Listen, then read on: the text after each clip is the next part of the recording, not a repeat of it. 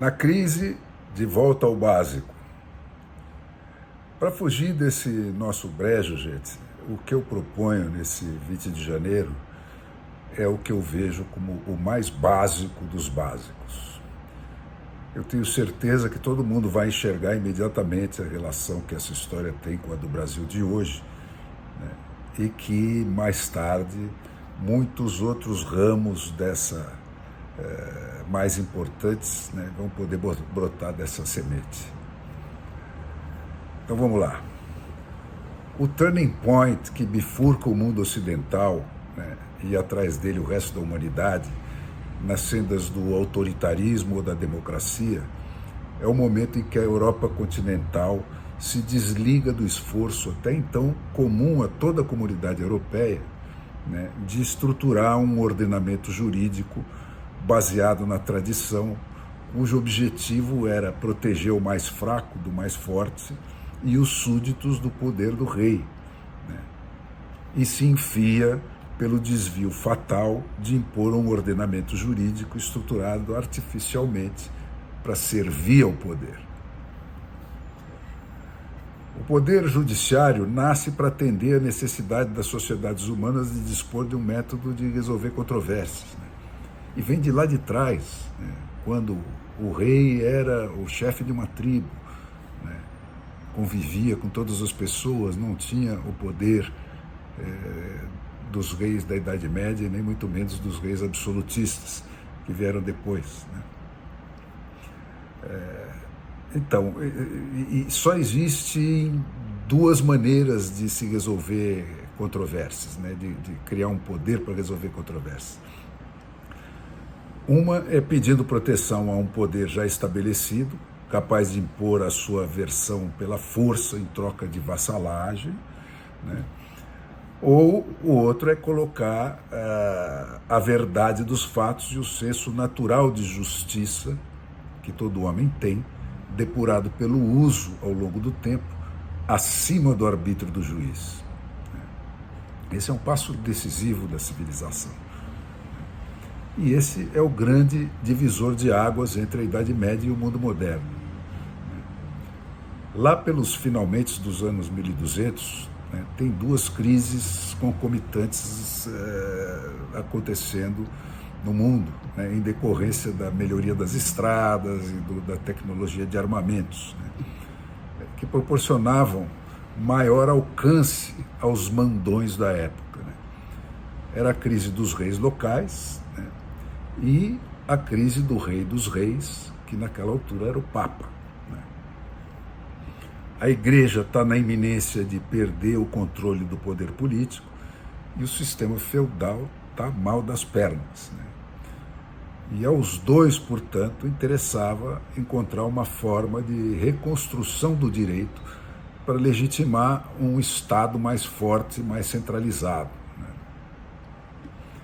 A resposta que eles encontram para isso é a chamada recepção do direito romano, né, a ser reelaborado pelos especialistas das primeiras universidades criadas e sustentadas pelos reis, precisamente para esse fim, né? Então, recepção tem aquele toque, né, místico, né, da igreja, né? E esse sistema não veio, portanto, para resolver um problema do povo, né? Ele veio para resolver um problema dos reis, né? O ponto de partida para esse processo é a recuperação do chamado Corpus Iuris Civilis, né? Que é a última versão do direito romano, né, compilada pelo imperador Justiniano lá por volta do ano 530 depois de Cristo. E o aporte da igreja, né, a esse processo é transpor o dogma que dava a ela o controle planetário que ela tinha para uma ordem jurídica ideológica e que tinha que ser meio hermética e repressiva, bastante repressiva. Essa mistura, essa alquimia é temperada pela Universidade de Bolonha, principalmente, que é uma das primeiras a surgir na Europa. A partir daí entram em cena os chamados glosadores, né, que misturam os elementos do direito canônico com aquele velho código do Império Romano, né, e concebem uma terceira coisa diferente dos dois, né, que eles dão o nome do ius comune, que significa direito comum. Na sequência, vem o processo de acabamento e imposição dessa nova ordem para todo o que viria a ser o Ocidente. Esse processo não mudou muito em relação ao que continua acontecendo hoje. As dúvidas jurídicas em torno do novo sistema levavam os juízes a pedir pareceres aos colegas mais célebres, que eram, por designação dos reis, né, que bancavam as universidades de onde vinham essas pessoas, esses juristas letrados, né, que com o tempo foram também ocupando os cargos da organização judiciária de cada reino. Era dali que vinham os conselheiros do rei, os advogados, os registradores de propriedade, que eram da origem ao direito notarial, né? Tudo sempre voltado para uma centralização maior do poder. E o resultado disso é isso que você conhece como justiça. A única exceção, gente, foi a Inglaterra. Ela se deixou seguir pelo caminho natural de interrogar os fatos em vez de tentar enquadrá-los a ideias pré-concebidas. E assim a ilha vai estruturando a sua ordem jurídica em cima do teste do uso, também chamado de tradição, o que resulta numa sociedade mais livre para especular e para experimentar, o que acaba desaguando na fundação da ciência moderna. É com ela que a Inglaterra vai conquistar o mundo. O meu herói predileto é um juiz. O Edward Coke, que era o juiz supremo da Inglaterra no tempo do primeiro rei da dinastia Stuart. Esse rei, o James I, tenta impor à Inglaterra essa nova ordem, baseada no direito romano, criando uma corte paralela. Isso cria uma crise com as cortes de common law, que estavam sob a alçada desse juiz. E aí tem finalmente um confronto, onde o juiz Coke, mesmo sob a ameaça do machado, encara o rei e declara ele under God and under the law. Isso lá em 1605, dá início à terceira caminhada da democracia pela Terra. Esse under the law significa literalmente que o rei é igual a todos nós em direitos e deveres. E o under God, que é o mais importante, significa literalmente que Sua Majestade também está submetida à verdade dos fatos e não mais ungida da prerrogativa de dar dos fatos a versão que ele bem entender. E essa, gente, é que é a chave mestra do sistema. É a própria encruzilhada da humanidade. Uma apoia tudo nos truques da sempre maleável razão. A outra põe em restabelecer a verdade dos fatos a base sobre a qual a justiça tem obrigatoriamente que se apoiar. Tem que se apoiar, portanto, em alguma coisa que esteja acima da força. E a única coisa que pode estar acima da força, que impõe a sua versão, é a verdade do fato, do jeito que ele aconteceu. Todo mundo sabe, quase instintivamente, o que é justo e o que não é justo. E é esse o ponto de partida da Common Law, que é uma herança comum de todas as culturas, especialmente as europeias. Não é uma invenção da hora. A invenção da hora para fazer frente a de sempre é a outra. A que deságua nesse nosso direito, que pode ser diferente para cada freguês. A humanidade inteira, a Europa inteira, tinha se resolvido sempre e muito bem com essa justiça do povo, com a lei dos comuns. A versão portuguesa disso se chamava direito foraleiro. Todos os povos da Europa tinham uma versão disso.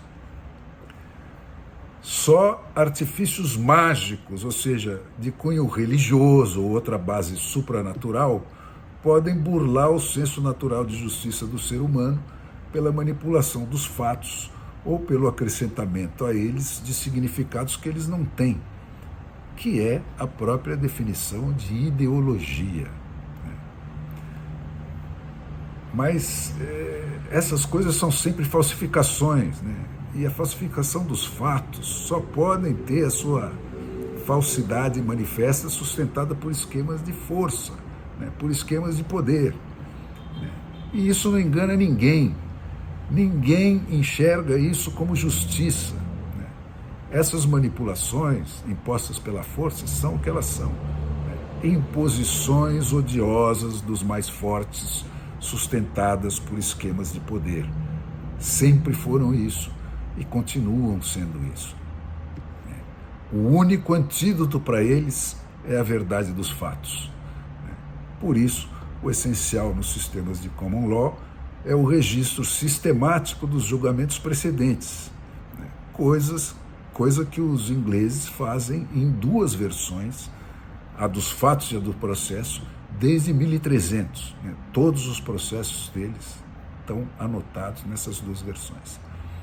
A primeira versão é o registro formal da referência consolidada pela tradição, isso é, pela sucessão das gerações, pela impessoalidade da história, pelo teste do uso continuado e pela avaliação do uso de cada remédio e dos resultados produzidos por esse uso, né, para cada caso. Né. E a pergunta que importa para determinar o que fica estabelecido e o que cai ao longo do tempo é só essa. O que é que continua sendo verdade, apesar das diferenças de época e de conjuntura? Né? Ou seja, não interessa se foi a flecha ou se foi a tiro. Né? Interessa se são semelhantes o crime, as suas circunstâncias, as motivações, os agravantes, as atenuantes. Né? A segunda versão é o registro do rito para garantir que se chegue da forma mais límpida possível à verdade dos fatos, essa é a verdade dos fatos. Né? É um método de reconstituição que garante da melhor forma possível a sua fidelidade, né? Para que o fato possa prevalecer sobre a versão a partir de uma base aferível, né? A mais científica possível, né? A mais isenta de interferências possível. Daí a decisão sobre a verdade dos fatos num julgamento de common law caber em todos os casos a um júri de iguais aos envolvidos na queixa. É o povo quem julga, gente. O juiz apenas supervisiona a lisura do rito. Daí também a dupla inquisição das testemunhas pela acusação e pela defesa, com as devidas e razoáveis idas e voltas, acompanhados pelos especialistas nas leis e nos precedentes todos, a que se possa vir a recorrer na reconstituição de cada caso. E daí também, finalmente, a restrição do poder do juiz, que é um homem simples, de simples bom senso e de boa história na sua comunidade, não precisa ter formação específica nenhuma, a confirmar que sim, conforme estabelecido pelo júri, os casos são semelhantes àquele que o queixoso alegou, lá de trás, e que, como sentença, obrigatoriamente, ele vai dar o mesmo remédio de sempre para o mesmo malfeito de sempre. A sentença não pode variar, não é o juiz que estabelece, e isso tira do horizonte 99% da carga de corrupção que contamina a nossa sociedade e o nosso sistema. Portanto, gente, qualquer coisa que fuja disso não merece e nem tem ou nunca teve a chancela e a confiança do povo. É esse o nosso maior handicap para os países onde nasceu a democracia, que nasceu como consequência e em decorrência desse sistema. Portanto, Brasil, anota aí, o Brasil só começa a voltar para o Estado de Direito quando ele começar a restabelecer a verdade dos fatos.